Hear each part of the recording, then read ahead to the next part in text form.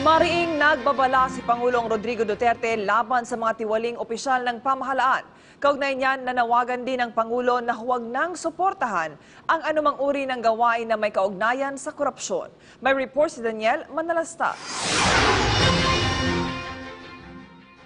Nagbabala si Pangulong Rodrigo Duterte sa mga tiwaling opisyal ng pamahalaan sa kanyang talumpati sa negosyo-serbisyo sa barangay program ng Department of Trade and Industry sa Dimasalang, Masbate, kung saan namahagi ng mga livelihood package ang ahensya.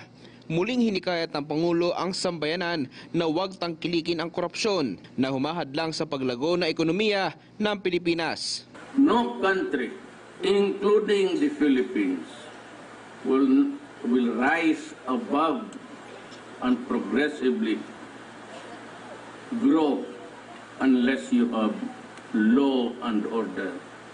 Pati hindi ninyo mahinto ang korupsyon.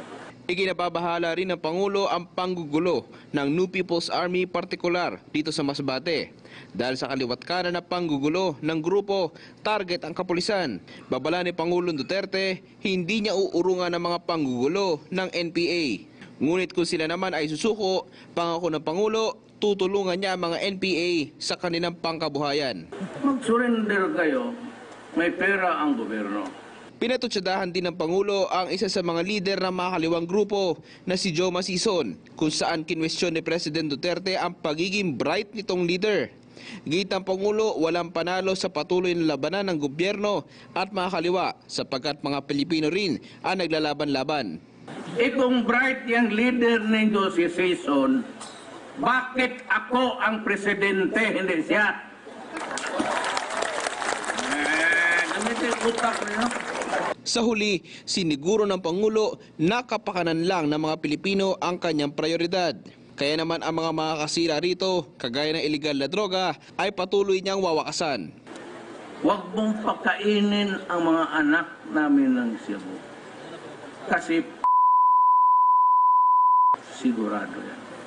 Tandaan mo itong gabi na ito kung mga matulog. Huwag kayong pumasok yan kasi galit talaga ako sa tulog. Alam mo ang droga, it can destroy the whole of society.